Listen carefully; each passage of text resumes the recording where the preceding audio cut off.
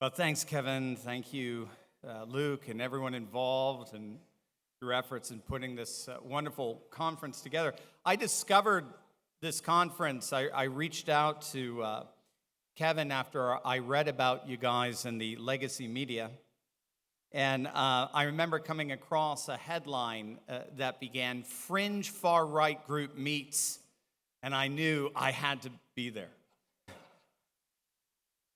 I honestly don't think the media quite recognize how many people are attracted to that caricature, fringe far-right group. But I know I was, and largely it's because it reminded me of literally the exact same template, the same frame that was used for a conference I spoke at in 2019, the World Congress of Families in Verona, Italy. It was at that conference that the then Minister of Culture from Hungary, Katalin Novak, announced that the Orban government would exempt families that had 4 or more children from income taxes for life.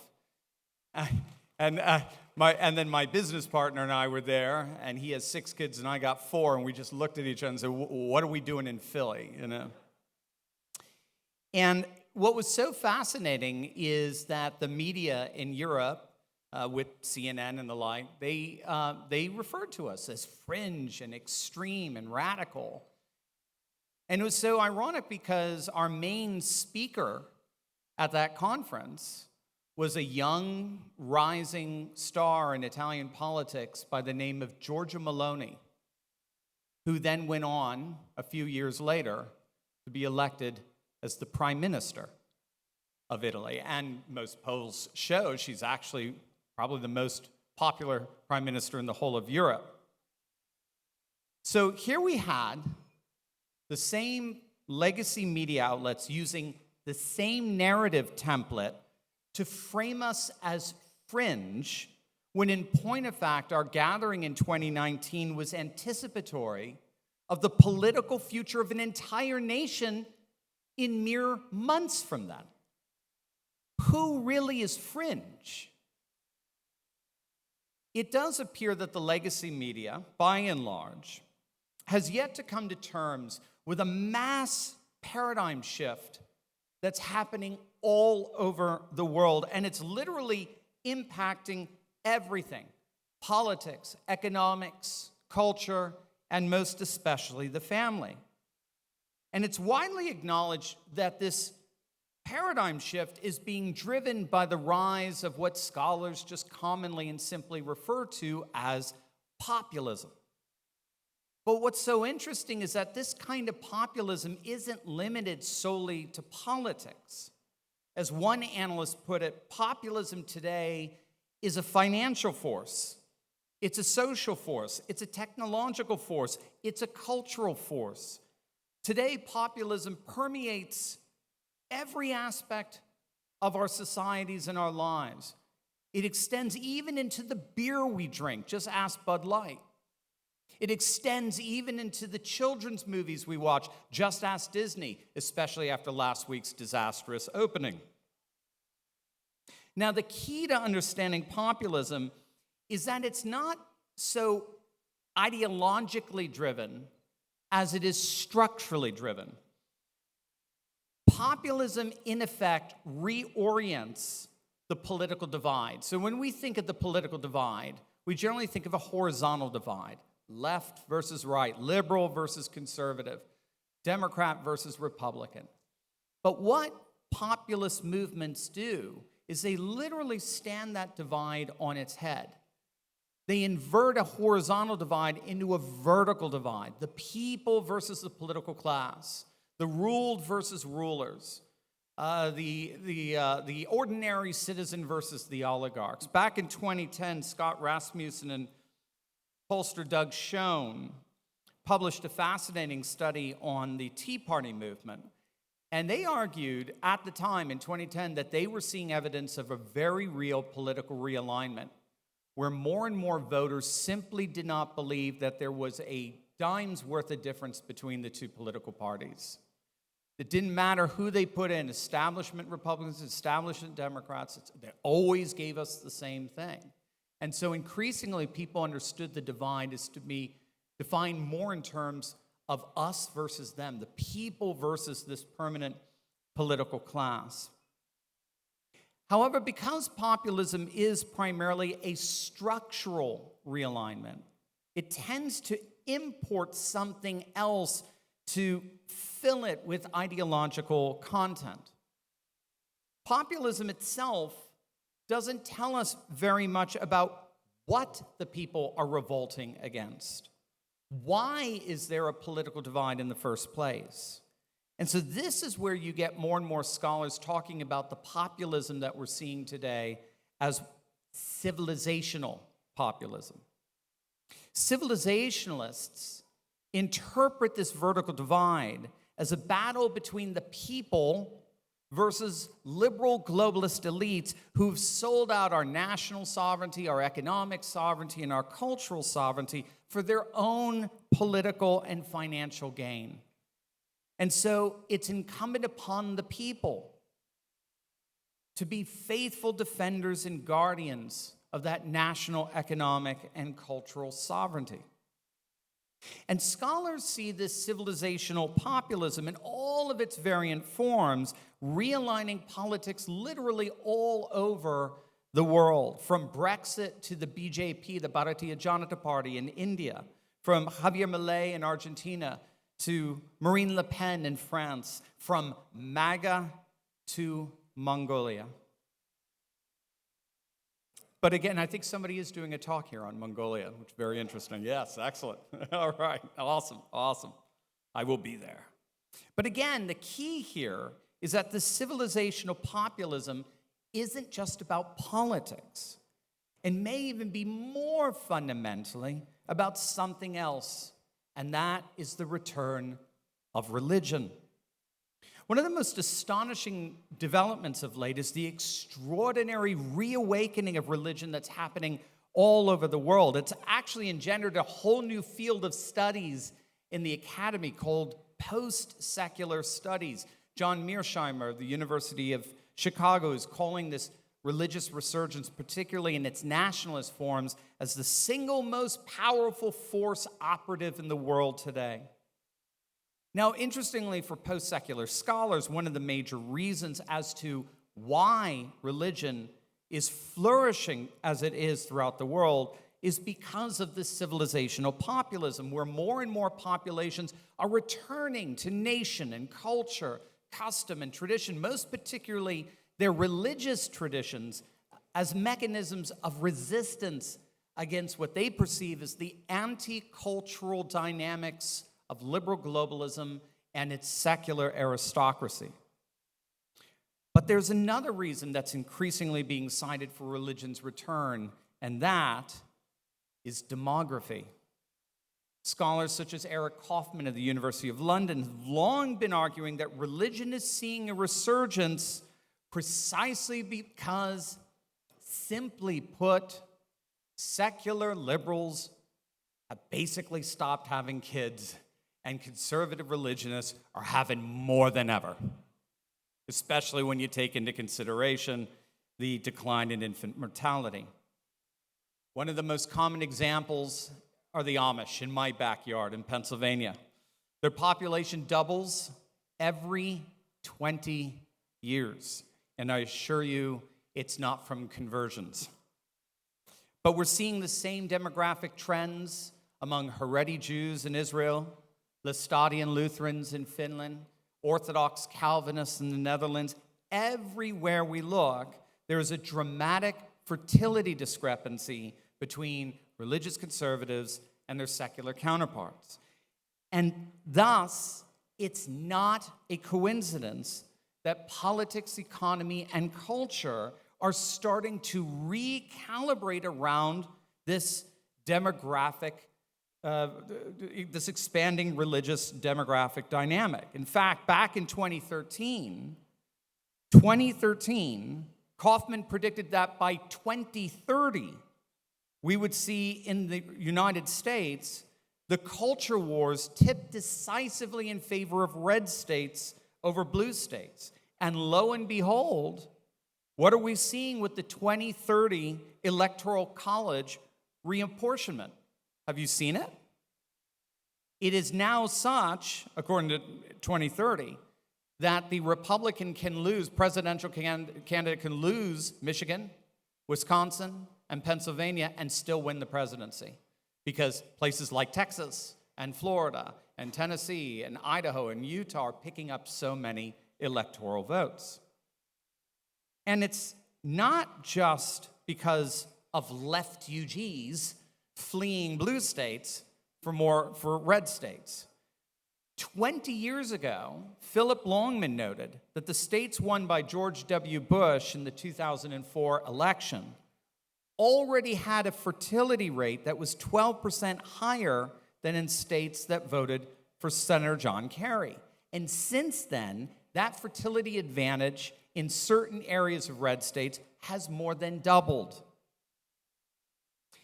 But it's not just the return of religion.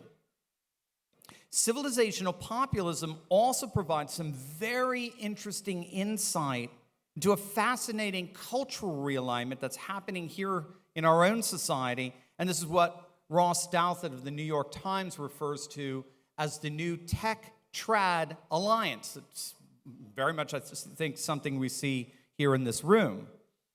This is the growing alliance between social conservatives and Silicon Valley tech leaders. And what Douthat argues is that this is not just a marriage of pragmatic convenience between what are otherwise two opposite sides of a horizontal divide. Because of this vertical realignment, there is now room for the emergence of what Douthat calls a very real philosophical convergence, a set of premises held in common about the nature of the universe and the need to rescue civilization from its otherwise inevitable collapse. Douthat singles out 4 points of agreement between Silicon Valley and social conservatives. First, they both exemplify a shared faith in cosmic order, a belief that the universe is coherent and comprehensible. It's not merely random flying shrapnel everywhere. Second, both affirm that human beings have some important cosmic destiny, that we're not just doomed to blink out in some entirely meaningless apocalypse. Third, they both agree in a common problem, namely that Western civilization has fallen into what John Bunyan's Pilgrim's Progress would call the slough of despond, where an epidemic of fears and doubts and discouragements have mired Western civilization in a muck which is bogging civilization down. And so central to escaping that muck is fourth, we must reverse the collapse of birth rates, which both tech leaders and social conservatives see as one of the great tasks of the 21st century. And so what we're seeing with this tech-trad alliance is the beginnings of a new and unique pronatal biopolitics that conjoins what demographers refer to as the sweet spot for flourishing fertility. It combines individualized pronatalism with institutionalized pronatalism. So individualized pronatalism is the sentiment that is an intrinsic part of religious tradition, combined with institutionalized pronatal support, where pronatal sentiments are aided and supported by new technologies. In other words, wherever we see individualized and institutionalized pronatalism overlap, persuasion with practical support, fertility flourishes. And if Vice President J.D. Vance has his way, our whole electoral process may be recalibrating around this new pronatal biopolitics. Hey, man, good to see you.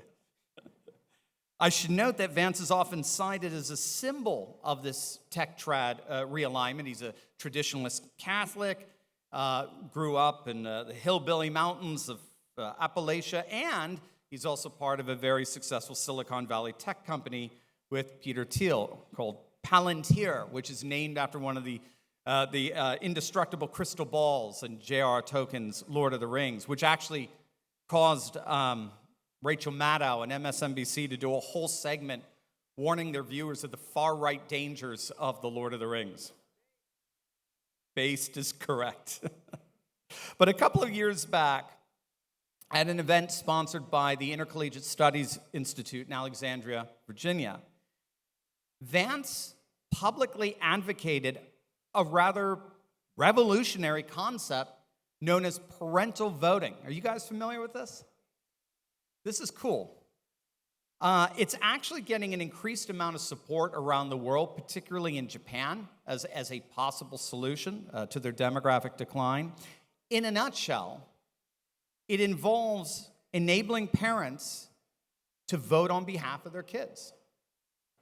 And its advocates argue that it effectively addresses a rather glaring omission in our electoral system. Children make up 25% of the electorate. They're counted for electoral districting, and yet they have virtually no political power at all. And we saw this particularly during the COVID years. So bars and restaurants opened up, but schools stayed closed. And then we found that kids were the least adversely affected, and schools stayed closed. And then we found out that kids were certainly sociologically affected by closed schools, and yet schools stayed closed. And then we found minority kids were the most affected by closed schools, and yet schools stayed closed.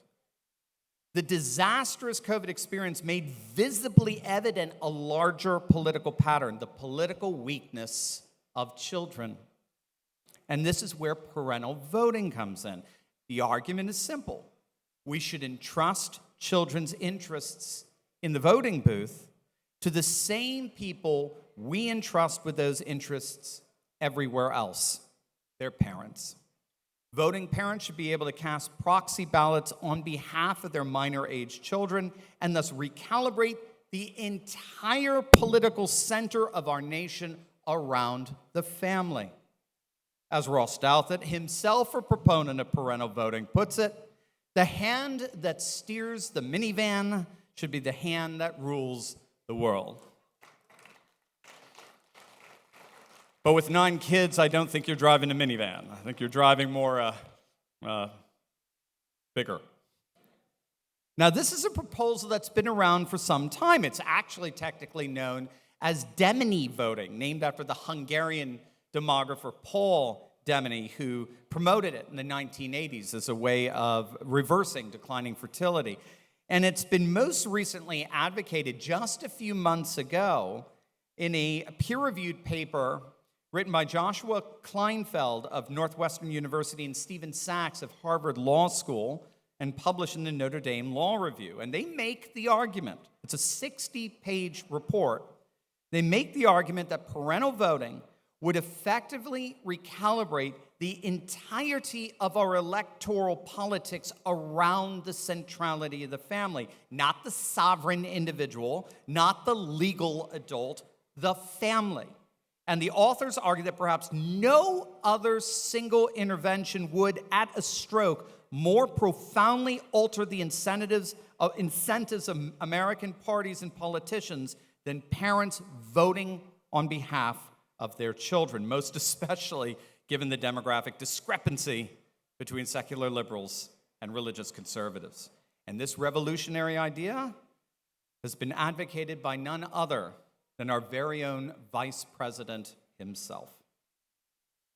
And so these are the kinds of pronatal possibilities that open up with the rise of civilizational populism, particularly with this tech-trad alignment against the backdrop of a worldwide religious renewal.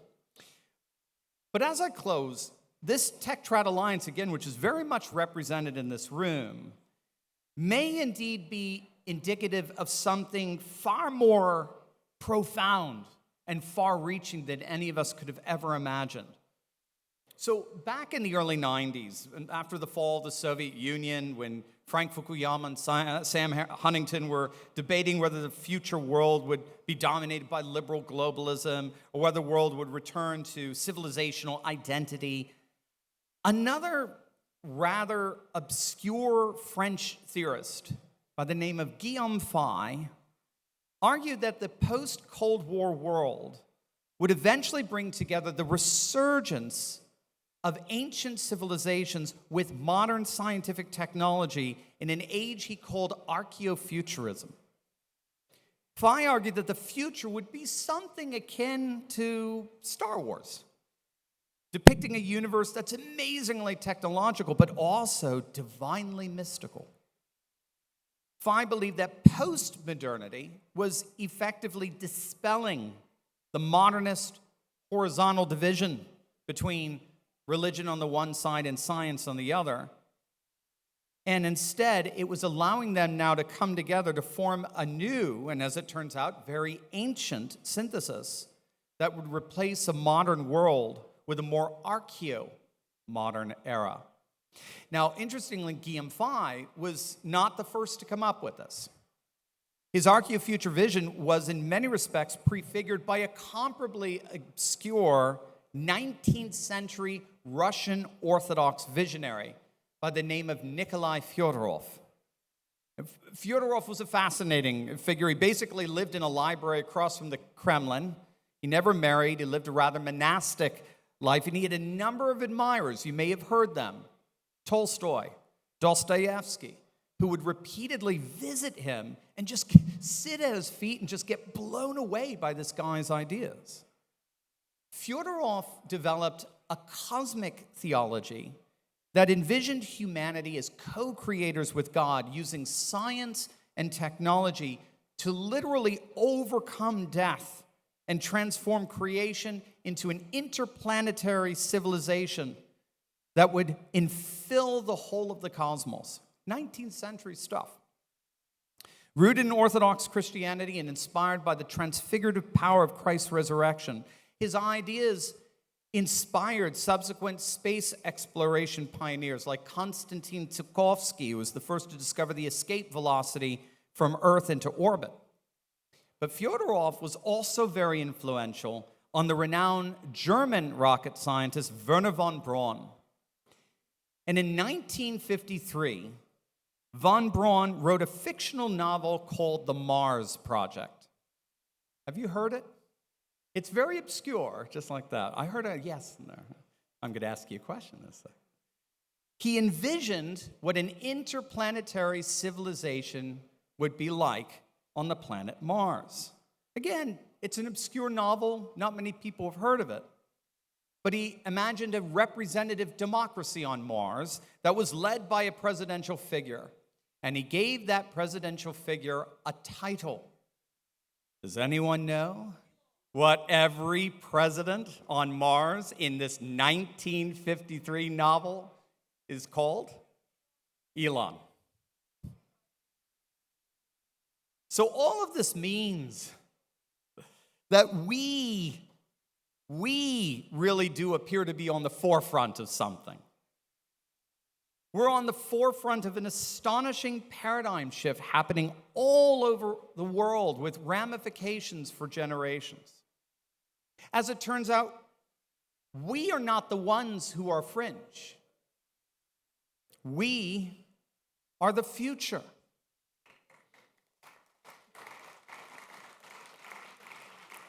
We are a pro-family, a pro-faith, pro-flourishing future that's already come forward into time and is being realized in the present. And as such, we're part of something that goes far beyond revitalizing the family. We're ultimately about reawakening human civilization all around the world. And this conference is testimony to the fact that that reawakening has already begun. Thank you.